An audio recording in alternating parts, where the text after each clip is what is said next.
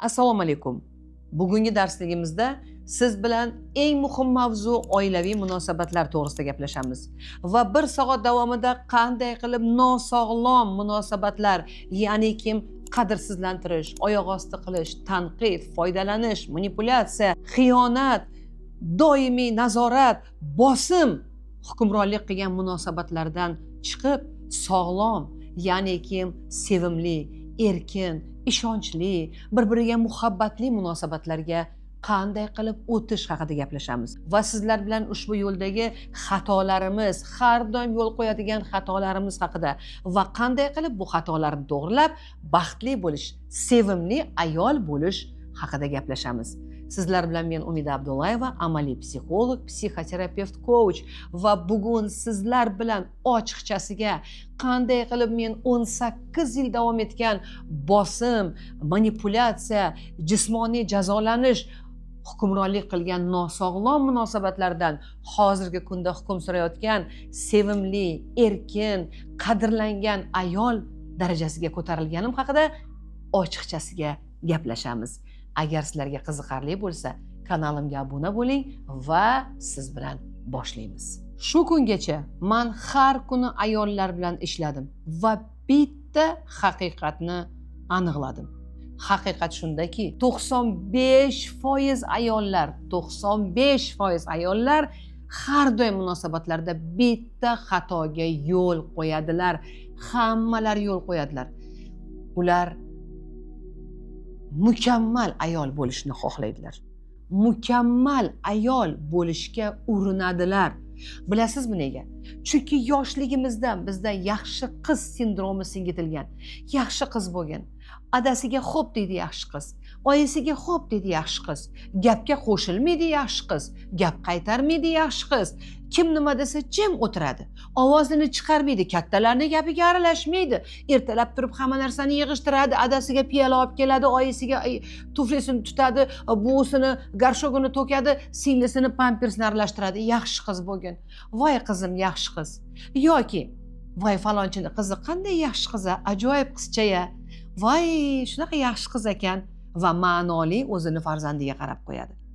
Ya'ni solishtirish, doim mukammal bo'lishga urinish, doim undan nimalarnidir talab qilish.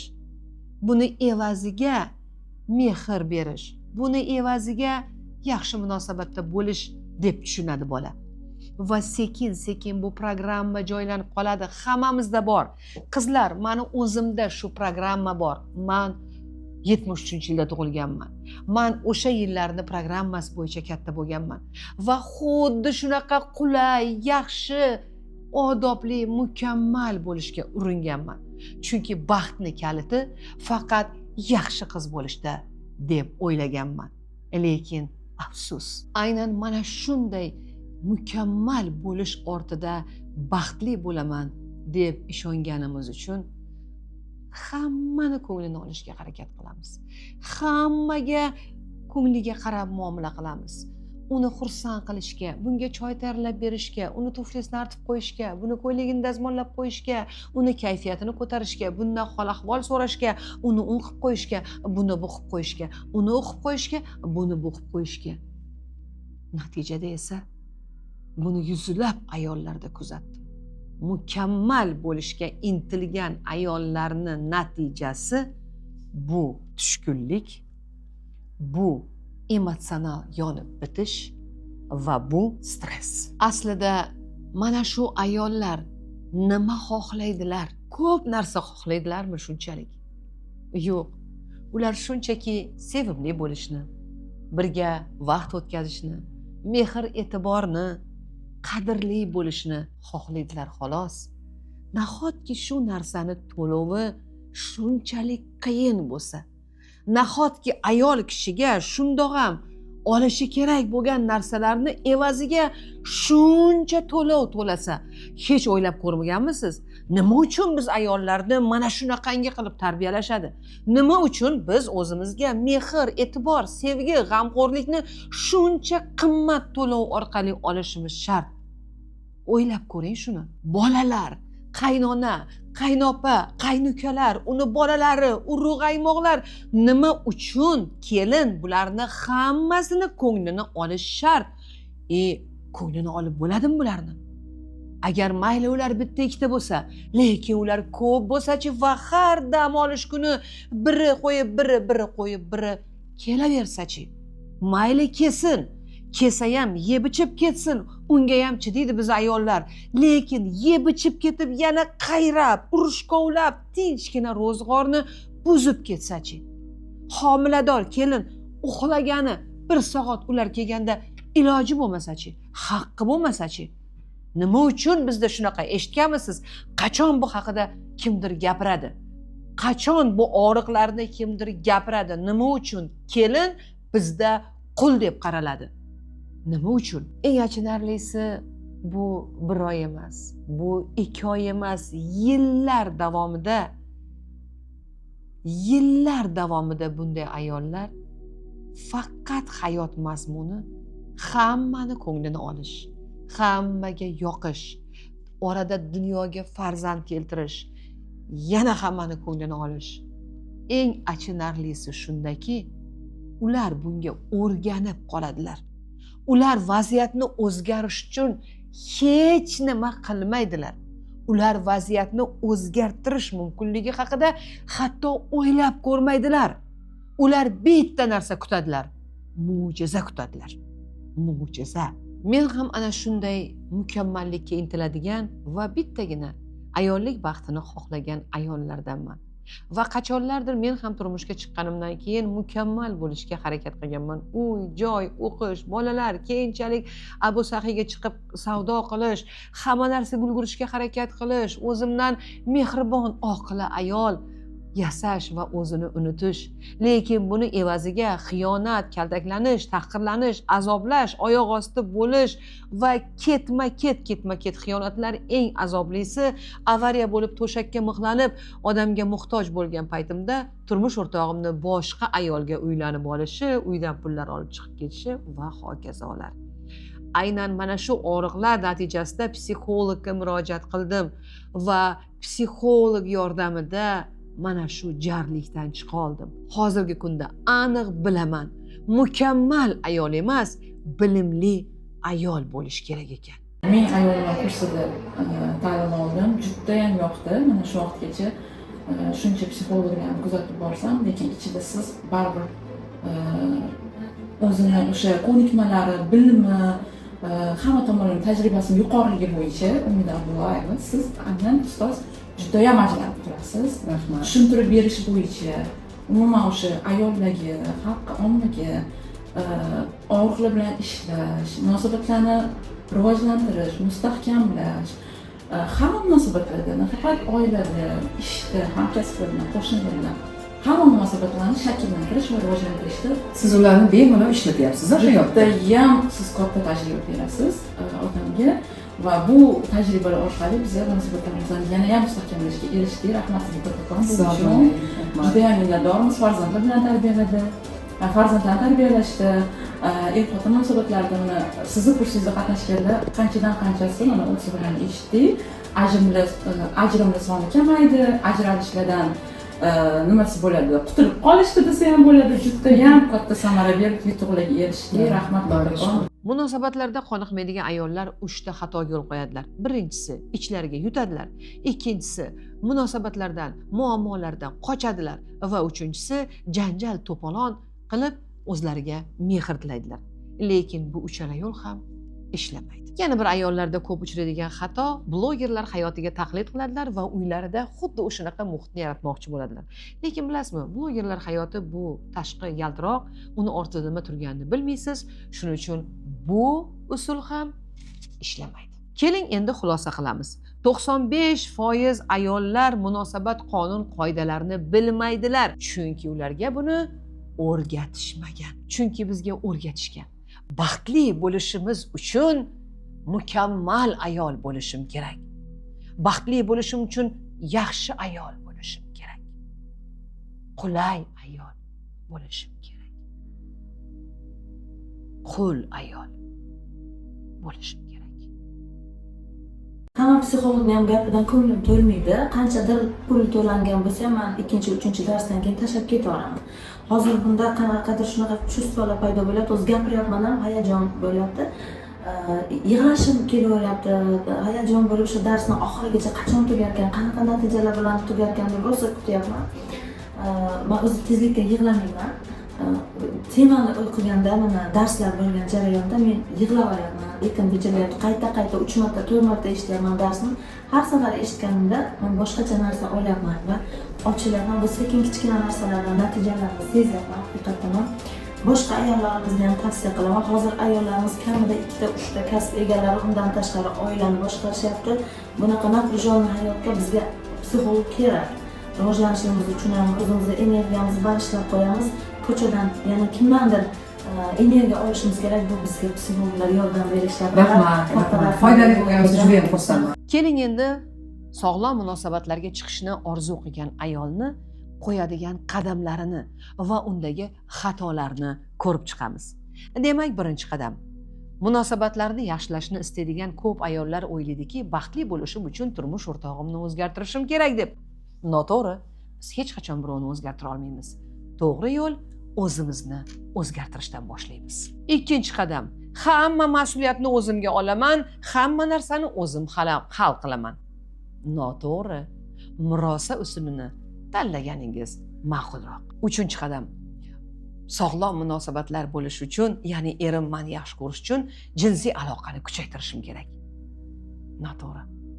Emotsional yaqinlikdan boshlaganingiz yaxshiroq. To'rtinchi qadam. Uylarni mukammal toza tutsam, ovqatni vaqtida qilsam, o'zimga qarasam, keragidan ortiq e'tibor berib, boshimda ko'tarsam, meni ko'proq yaxshi ko'radi. Vaqtida dam olishni yo'lga qo'ying. 5-qadam. O'z qiziqishlari, maqsadlaridan voz kechish. Shunchaki ularni to'xtatib qo'yish. Noto'g'ri. Albatta qiziqishlaringiz bo'lishi kerak. Va 6-qadam. Faqat boshqalarni ko'nglini olish, boshqalarni baxtli qilsamgina baxtli bo'laman. Noto'g'ri. O'zingiz haqida g'amxo'rlik qilishdan boshlang. Mana shu noto'g'ri qadamlar oqibatida alamlar, isterikalar, tushkun kayfiyat, surunkali charchoq va natijada stress. Stress esa olib keladi turli xil kasalliklarga. Qandli diabet, yurak-qon tomir kasalliklari, gipertoniya, vasvaslar, fobiyalar, nevroz, tushkunlik, depressiya. Bu minglab asoratlarni eng asosiy sababchisi surunkali stress albatta. Keling endi sog'lom munosabatlar qoidalari bilan tanishib chiqamiz. Sog'lom munosabatlar bu degani emotsional yaqinlik, ehtiyojlarni ayta olish, bir-birini hurmat qilish, eshitish va tinglash va albatta murosa qilish. Sizga savol.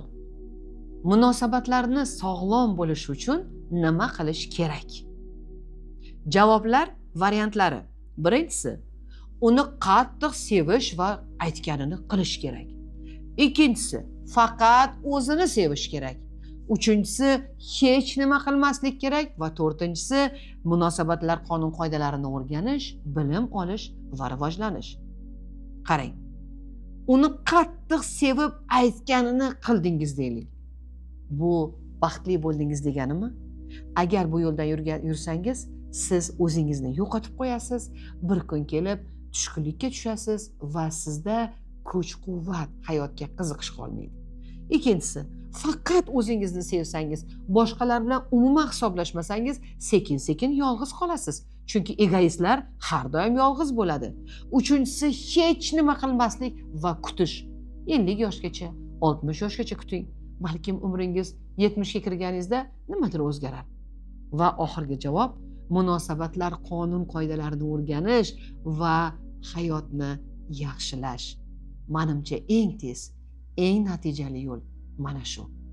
Demak, xulosa, baxtli bo'lish uchun munosabatlar qonun-qoidalarini o'rganamiz, rivojlanamiz va bilimlar olamiz. Xo'sh, bu bilimlarni qayerdan o'rganish mumkin? Keling, hozirgi kunda bozorda bor yo'nalishlarni ko'rib chiqamiz. Birinchisi, bepul trening va vebinarlardan. Hozir qayerga qarasangiz bepul trening, bepul vebinarlar, YouTube, Instagram hamma joyda to'lib yotibdi va biz ba'zi birlar o'ylaydiki, shuncha ma'lumot bor, nima qilaman pul sarflab? Mana undan tekin ko'rib olaman, bundan tekin ko'rib olaman. Qizlar, bepul video vebinarlarda eng kuchli bilim berilmaydi. Eslab qoling. Ikkinchisi, turli xil qisqa treninglardan.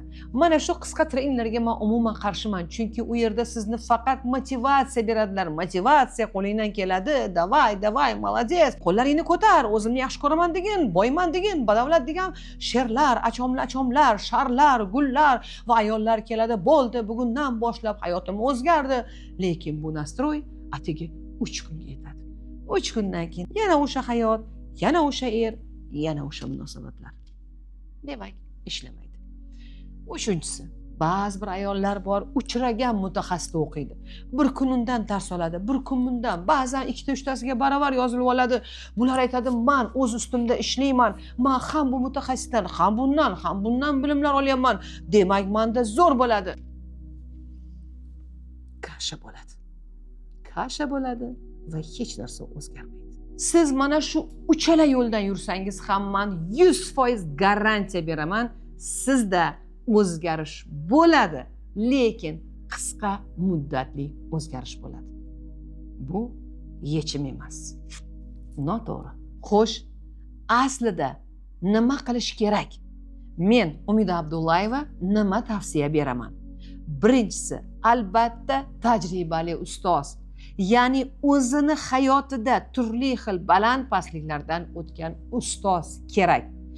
Ikkinchisi, albatta sistema kerak. Mana shu qadamma-qadam dasturlar sistemasi, ya'ni u yoq bu yoqdan olingan bilimlar emas, bitta akkuratni sistema kerak. Uchinchisi, albatta vaqt kerak.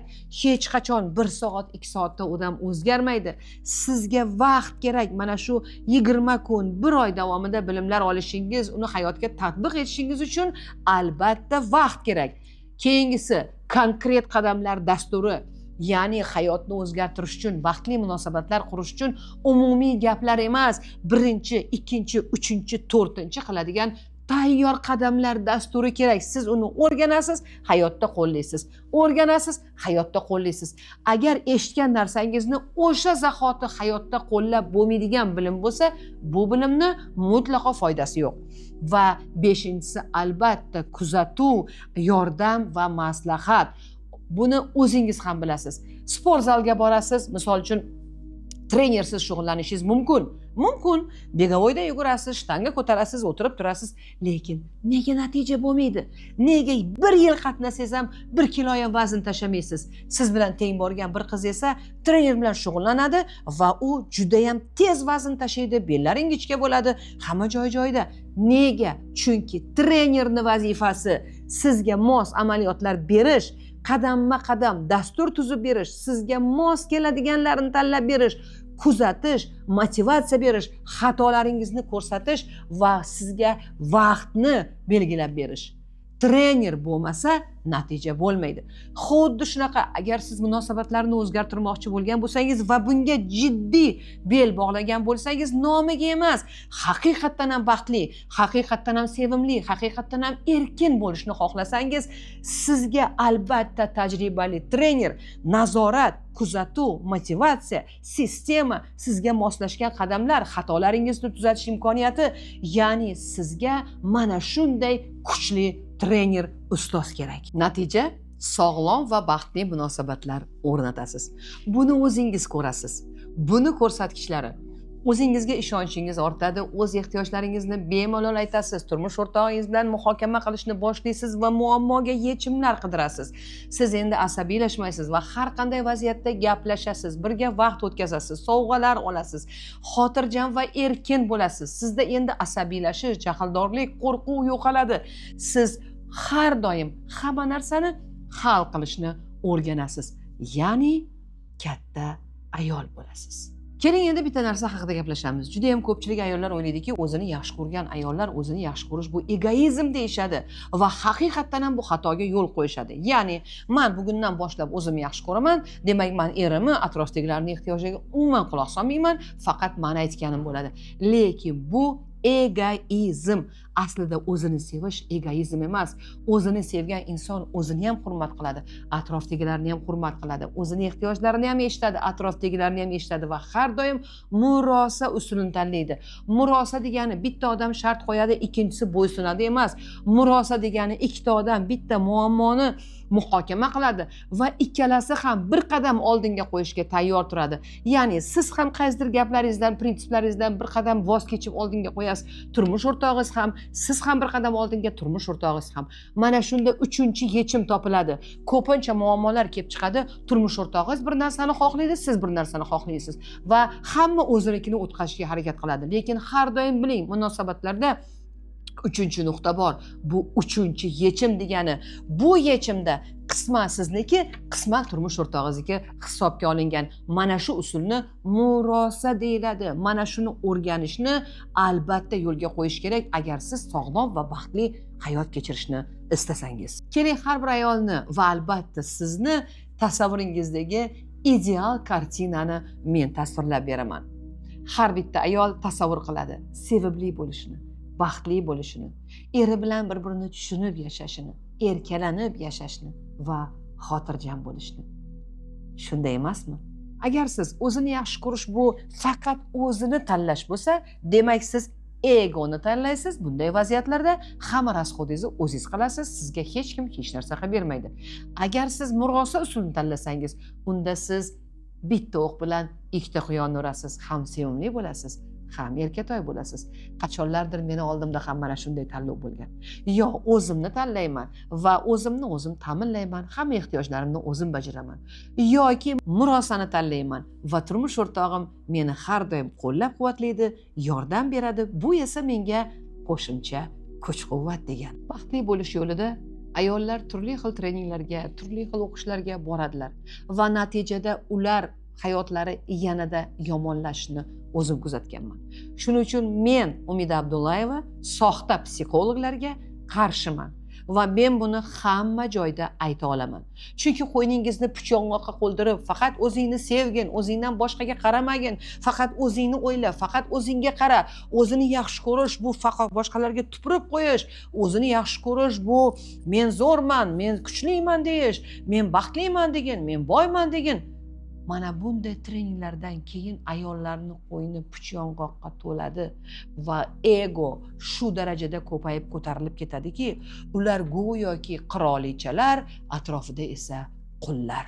Aslida bu noto'g'ri.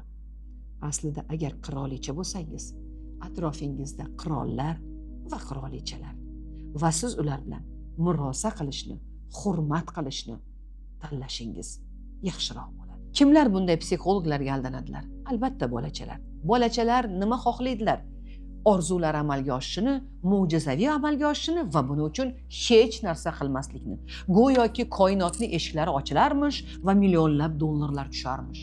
Yoki qayerdadir baxt oqimi bor emish koinotda, shuni nurini ostiga tursangiz, baxtli bo'larkansiz.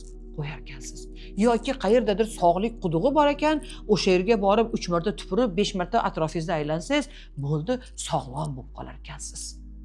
Kim bunday vaziyatlarga, kim bunday ertaklarga ishonadi? Albatta bolachalar. Biz siz bilan bolacha emasmiz.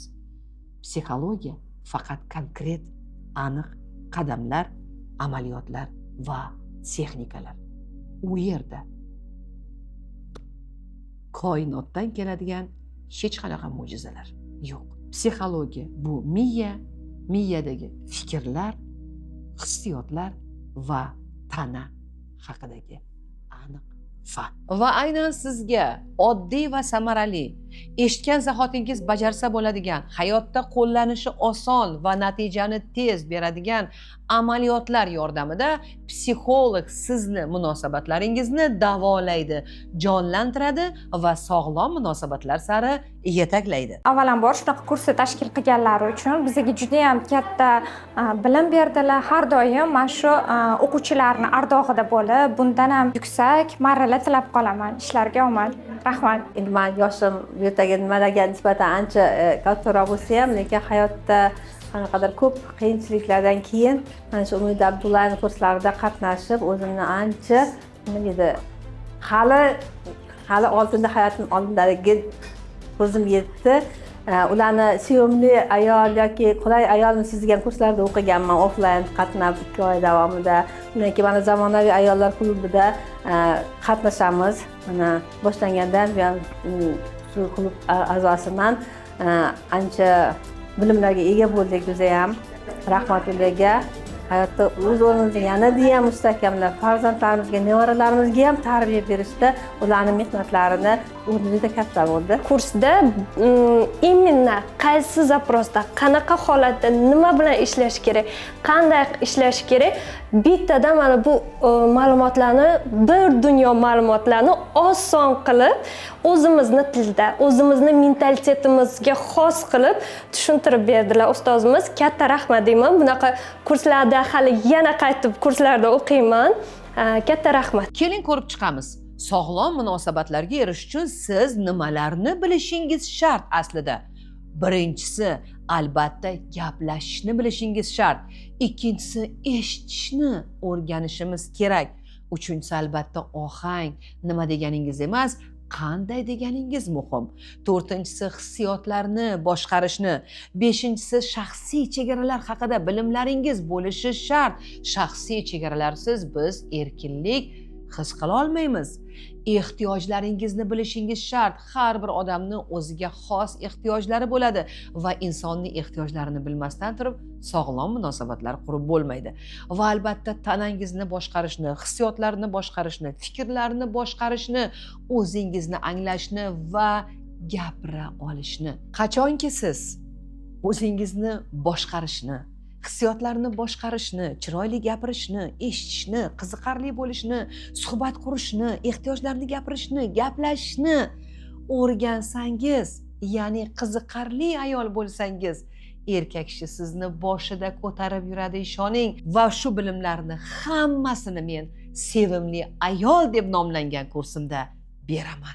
Siz mana shu 1 oylik kursimda 18 yillik abyuziv munosabatlardan qilgan xatolarim va uni to'g'rilashdagi tajribalarimda orttirgan bilimlarimni, undan tashqari 10 yil davomida minglab ayollarni kuzatib orttirgan tajribalarimdagi bilimlarni olasiz va atigi 1 oygina sarflab 10 yil davomida erishgan holatim sevimli ayol bo'la olasiz.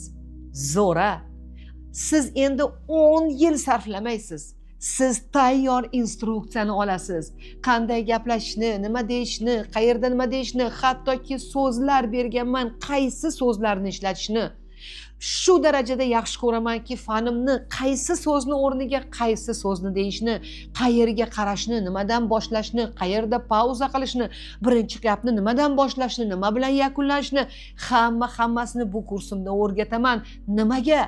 Men xohlayman ayollar mana shu bilimlarni olib, qisqa fursat ichida yillar umrini, sog'ligini sarflamasdan baxtli bo'lishini, sog'lom bo'lishini, sevimli bo'lishini juda ham xohlayman. O'zimga ishonchim yo'q edi. Turmush o'rtog'imga aytolmasdim shu sohada ishlash xohlayotganimni. Qiziqishim kuchli edi oldindan, lekin o'zimga ishonch bo'lmaganligi uchun aniq aytolmasdim o'zimni. Qanaqa aytishni bilmasdim, yetkazib berishni bilmasdim turmush o'rtog'imga. Ishga qo'ymasdilar. Ishga qo'ymasdilar. Shu endi o'zim zona komfortida o'tirib o'rganib qolgan ekanman yillar davomida.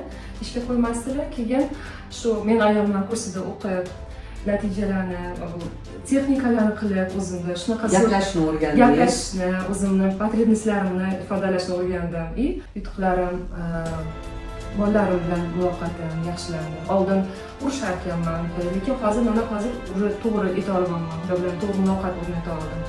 va turmush o'rtog'im bilan ham Turmush o'rtog'ingiz ishga qo'ydilar. ishga ruxsat berdilar. Xudoga shukur. Yaqinda yangi Vivaldi mashina sovg'a qildilar. Turmush o'rtog'ingiz. Ha. Vau. Atigi 3 oy davomida shuncha o'zgarish. Rahmat sizga kattakon. Sog' bo'ling. Молодец, mana xursandman. Judayam ko'p ayollar o'zidan mana shu kursni ham pulini qizg'anadida mustaqil o'rganaman deb o'ylaydi. To'g'ri o'rganasiz. Ko'nglingizni to'q qiling, o'rganasiz. Lekin o'rganasiz shaxsiy xatolaringiz, yutqazishlaringiz, pastga tushib chiqishlaringiz evaziga. Bu esa yillar, bu esa vaqt. Vaqtni esa qadri juda ham qimmat. O'rganarsiz 1 yilda, o'rganarsiz 5 yilda, lekin ungacha ketkazasiz sog'ligingizni, asabingizni, vaqtingizni va baribir bizni professional beradigan darajadagi bilimlarni ola olmaysiz. Chunki hech qaysi bepul darslikda eng izyuminka sir asrorlari ochilmaydi. Keling kursimiz haqida gapirib beraman. Bu kursimizni ham osonlikcha o'qimaysiz. Sevimli ayol kursimda o'qish uchun ma'lum qonun qoidalari bor. Demak, birinchi qonun qoida albatta hamma video darsliklarini ko'rishingiz shart. Uyga vazifalarni bajarishingiz shart. Kurator bilan ishlashingiz shart. Amaliyot va meditatsiyalar bajarasiz. Faqat shundagina sizda zo'r natija bo'ladi. Agar siz shunchaki kirib chiqib ketsangiz, sizda natija bo'lmaydi. Men bolachalarni tarbiya qilmayman. Men sizga enaga emasman. Men trenerman va tajribali trenerman. Demak, sizda ikkita yo'l bor. Yillar davomida bepul darsliklardan mustaqil ravishda bilimlar olish va hayotingizni o'zgartirishga harakat qilish yoki zo'r kursni, ya'ni sevimli ayol kursini olish va atigi 1 oyda o'zingiz xohlagan natijaga erishish, sevimli bo'lish va sog'lom munosabatlar qurish. Qaysi birini tanlagan bo'lardingiz? Men ikkinchisini. Eng zo'r joyini aytaymi? Siz faqat 1 marta o'qiysiz. 1 marta bilim olasiz va buni 1 umr foydalanasiz.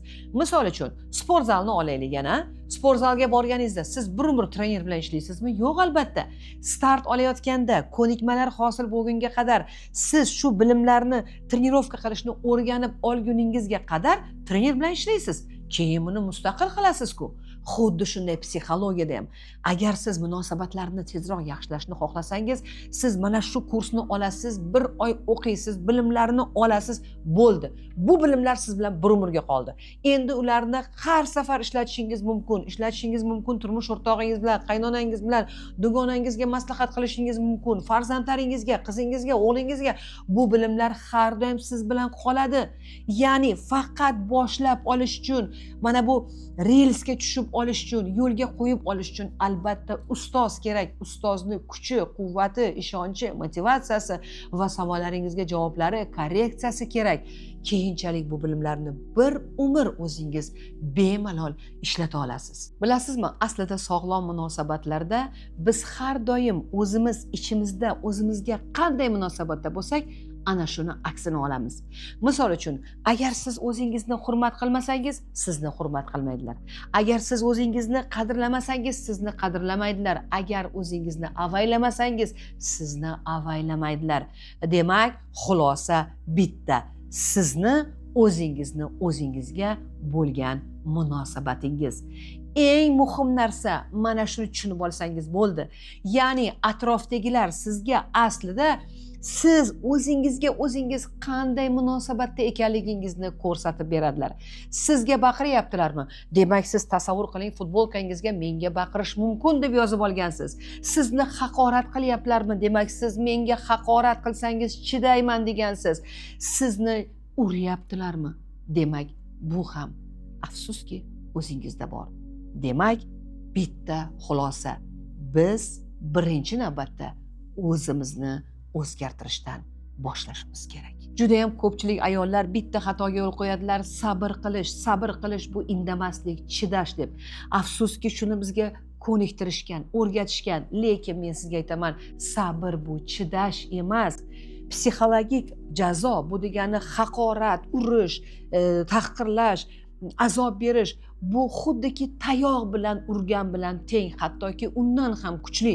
Tayoq bilan sizni ursa ko'kargani ketadi, lekin haqoratni, mana bu oyoq osti qilishni, so'kishni zarbasi hech qachon ketmaydi. Va tasavvur qiling, sizni birov har kuni boshingizga uradi, siz esa hech narsa qilmaysizda, chidab o'tiraverasiz. Yaxshi bo'lib qolar, yaxshi bo'lib qolar deb. Bo'lmaydi. Chidash emas sabr. Sabr bu nimalardir qilish, vaziyatni o'zgartirishga harakat qilish va natijasini kutish. Mana shu sabr deyiladi. Demak, keling hayotga ko'chamiz. Agar hayotingizda nimadir yoqmasa, kimdir sizni doimiy qiynasa, siz buni gapira olmasangiz, yo'q deya olmasangiz, mustaqil buni qila olmaysiz. Tushuning, mustaqil qila olmaysiz, kuchingiz yetmaydi. Va kuchingiz to'planishi uchun bolalaringiz katta bo'lish kerak. Bu esa 5-10 yil ungacha sog'ligingiz ketib bo'ladi. Yoki bir kun joningiz mana shu yerga kelguncha to'lishingiz kerak. Bu esa sog'ligingiz ketib bo'ladi. Arziydimi shuncha kutish? Arziydimi? Hech qachon mustaqil qila olmaysiz buni. Sizga yordam kerak, sizga ustoz kerak, sizga mana shu maslahat beradigan, qo'llab-quvvatlaydigan, siz bilan bir xil fikrlaydigan ayollar kerak, bilim kerak. Bilimsiz siz hech narsa qila olmaysiz. Chunki agar qila olganingizda hozirgi holatda bo'lmagan bo'lardingiz. Agar sizda bilim bo'lganda hozirgi holatda bo'lmagan bo'lardingiz. Afsuski, mana shu aynan yordam kerak, aynan o'sishi kerak, bilim olish kerak. Ayollar hech qachon bunga bormaydilar. Ular shunchaki yashayveradilar va aksincha o'ziga vaqt ajratgan, o'ziga mablag' ajratgan, bu muhimligini tushungan ayollar o'qiydilar, o'sadilar, hayotlarini o'zgartiradilar va g'alabalarga erishadilar, muvaffaqiyatlarga erishadilar. Chunki ular tushunadilar. Inson qachonki bilim olsa, o'ziga vaqt ajratsa, o'zini o'zgartirsa, o'zini o'stirsa, ana shundagina hayot darajasi o'zgaradi, o'sadi. Va shuning uchun siz ularni hayotini Instagramda kuzatasiz. Aynan shu bilimlar oqibatini, natijasini siz ko'rasiz. Uni ortida turgan qancha o'qishni, qancha harakatni siz ko'rmaysiz. Faqatgina xafa bo'lmang, menda o'xshamaydi deb, sizda ham o'xshaydi.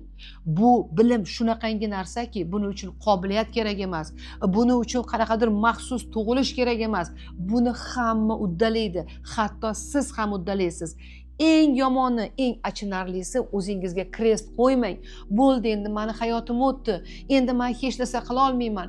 Endi men hech narsa eplay olmayman degan narsani qo'ymang o'zingizga. To'xtamang, qo'limdan kelmaydi demang. Men bechoraman deb o'zingizga krest qo'ymang. Mana bu qurbonlik botqog'iga kirib ketmang. Ayting, men qila olaman, men o'zgaraman, men o'rganaman va qadam qo'yaman. Men harakat qilaman. Men insonman, men o'rganaman deb ayting. Xuddi sizda ayollarni qanchasi ikkilanishlar, ishonmaslik yoki qanaqadir gumonlar, qo'rquvlar bilan kelishadi. Dastlabki qadamni qo'ysangiz bo'ldi men tomonga. Biz u yoqqa birga ketamiz. Qancha sizgacha kelgan ayollar mana shu qo'rquvlarni yengib kelishgan va kelishmoqda. Bir qadam qo'ysangiz bo'ldi. U yoqqa birga ketamiz. Endi esa keling shu yo'lni bosib o'tgan shogirdlarim va o'quvchilarimni eshitamiz. Kurs shunaqangi zo'r kurs, buni butun umr davomida ishlatadigan bilimlar, kalitlar hammasi bor. Qadam ba qadam unda instruksiyalar bor. Uni siz hayotingizdagi любой moment shunday ochib, как бы shpargalkada ishlataverasiz. Bunaqa kursni men ko'rmaganman. Bizda hali unaqa kurs yo'q. Bu hatto videoda ham darslik sifatida ham yengil, eng asosiysi odamlarga tushunadigan tilda. Chunki men endi ishlab shuni angladimki, odamlar sizni tushunishingiz uchun o'zingiz tilingizda emas, ularni tilida, ularni aynan quloq solib, nima kerakligini bilib, ularni tilida gaplashib, ularni tilida berish kerak ekan. Mana shuni eng asosiysi. Meni kursimda sog'lom munosabatlarga olib borish uchun tayyor qadamma-qadam dastur bor. Siz bu dasturni olasiz va birgalashib qadamma-qadam boshlaymiz. Kurs qanday tuzilgan? 25 ta video darslik, 5 ta jonli onlayn darslik, bitiruv kechasiga bilet va networking. Shu bilan birgalikda kuratorlar yordami, 24 ga 7 savollaringizga javoblar, qo'llab-quvvatlovchi guruh, hammasi sizni xizmatingizda bo'ladi. Men bu kursni 1 yilda atigi 4 marta o'tkazaman. 1 martasi o'tib bo'ldi. Mana bu sizga taklif qilayotganim keyingisi. Ulgurib qoling, chunki kursga narxlar har safar ko'tarilib boradi. 1 martasi bo'lib o'tdi, hozirgisiga ulgurib qoling, chunki har safar narxlar oshib boradi. Kurs hozir boshlanmaydi. Siz hozir ro'yxatdan o'tib, kursga zayavka qoldirib qolishingiz mumkin. Eng zo'rini aytaymi? Agar siz oldindan zayavka qoldirib kursda ishtirok etish xohishini bildirsangiz, sizga albatta eng chegirmali narxda beramiz kursni. Siz eng chegirmali narxda kursni olish imkoniyatiga ega bo'lasiz. Demak, oldindan ro'yxatdan o'tganlar uchun maxsus chegirmalar bor. Men sizlarni kutib qolaman, sizlarni yaxshi ko'raman va har bir ayol, har biringiz baxtli bo'lishga haqlisiz deb aytaman. Ro'yxatdan o'tish uchun ushbu videoni ostidagi havolani bosing. Keling, sevimli ayol kursim haqida gapirib beraman. Shu kungacha bu kursimda yuzlab ayollar o'tdilar va har birlarida o'zlari xohlagan natija bo'ldi va hatto kutganlaridan ham a'lo bo'ldi. Bular munosabatlarni yaxshiladilar, o'zlariga ishonchlari ortdi, erkin gapirishni boshladilar, kimdir sevimli kasbini topdi, kimgadir eri mashina sovg'a qildi, kimgadir eri ruxsat berdi ishlashga, kimdir esa o'zini namoyish qilishni boshladi, kimdir esa oddiy qaynonasi bilan munosabatlarini yaxshiladi. Mani kursimda 69 yoshli bir ayol ham o'qidilar va ular aytdilar, bilasizmi Umidaxon, 69 yoshda ham hayotni boshqatdan go'zal qilib boshlasa bo'lar ekan, minnatdorman deb. Mani kursimda 17 yoshli qizaloq o'qidi, ularda juda ham qiyin munosabatlar edi. Ular gapira olmasdilar o'rtoqlariga, o'rtoqlaridan ajrab har doim o'zlarini yolg'iz his qilardilar va mana shu qizni badanida toshmalar toshib ketgan edi. Mana shu toshmalar butunlay yo'qoldi va qizaloq erkin gapirishni boshladi. Скажи, пожалуйста, точка А у нас, с какой проблемой ты ко мне пришла? Были сильные высыпания и пигментные пятна. Да. Второе была постоянная тревожность. Постоянная. Проблемы с коммуникацией. Угу. И третья проблема с мужчиной. Ненависть к отношения. мужчинам. Да. Ненависть, огромная ненависть к мужчинам. Мы с тобой прошли всего 4 консультации. Сейчас как твое состояние? Можешь сказать? Внутреннее умиротворение. Да. Более спокойно стало, раскрепощеннее. И основное уже высыпание, пятна начали моментально осветлять. На лице они полностью ушли. Да. Психосоматика, да? Да, это психосоматика. Вот на лице у нее, я прям смотрю, она пришла, знаешь, какая вот зажатая, вот, ей страшно, я чувствую огромный страх перед мужчинами, а это была психотравма. Вот всего за 4, это 4 часа считается. Вот. И я смотрю и не нарадуюсь. Настоящий эксперт Вот дает она такие вот сказала. Вот, результаты, знаете, когда реальный эксперт. Дело даже не в том, вот результаты клиентов меня радуют больше, чем мои результаты. Конечно. Вот я смотрю и кайфую от этого. Здорово. Спасибо вам большое. Очень рада, Ассалам. Mani kursimga turmushga chiqa olmayotgan, yoshi 26 ga kirgan, lekin turmushga chiqish arafasida nima uchundir uchrashuvlardan qo'rqadigan qiz o'qidi. 1 oydan keyin menga to'yga taklifnoma yubordi. Nima demoqchiman? Bu kursni cheklovi yo'q. Sevimli ayol bo'lishni hech qanaqa yosh cheklamaydi. Sevimli bo'lish mumkin 15 yoshda ham, sevimli bo'lish mumkin 75 yoshda ham. Shuning uchun bemalol bu kursda o'qishingiz mumkin va bilimlar olishingiz mumkin. Keling, kursimiz haqida gapirib beraman. Kursimiz 5 hafta davom etadi.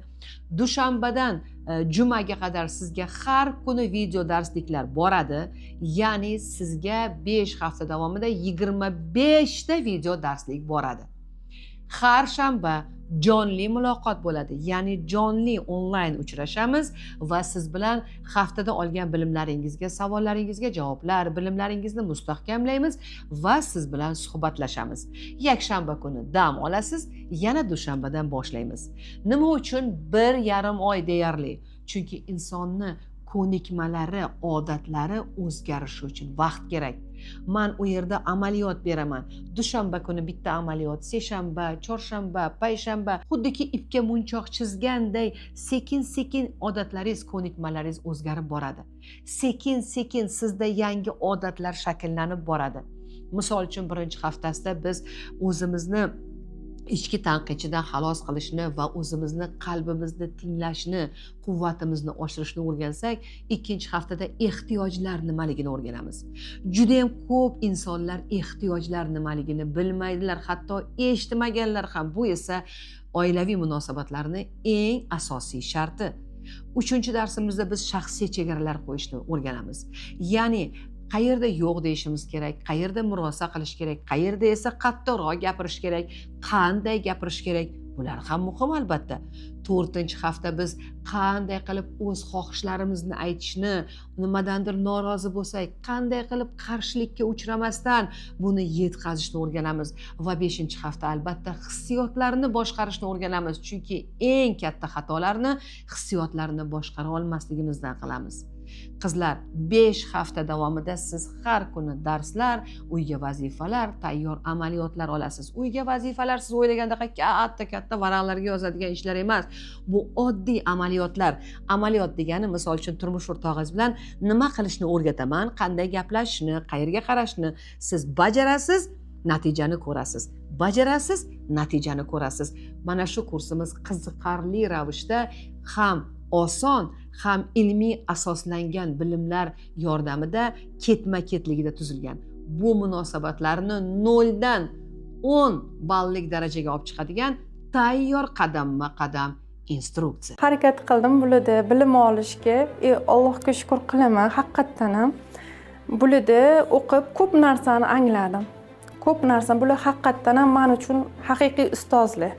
Rostdan ustozlar. Men boshqa ustozlarda ko'rmagan natijamni, eshitmaganlarim, o'rganmaganlarim hammasini Umida Abdullayevada o'rgandim. Umida Abdullayevadan juda ham ko'p amaliy bilimlarni egalladik. Ustozdan minnatdorman. Juda ham bag'ri keng, mehribon ustozlar va bundan keyin yana kurslarida o'qimoqchiman. Rahmat ustozga, sog' bo'ling. Siz hali ham video ko'rib o'tiribsizmi? Ro'yxatdan qachon o'tasiz?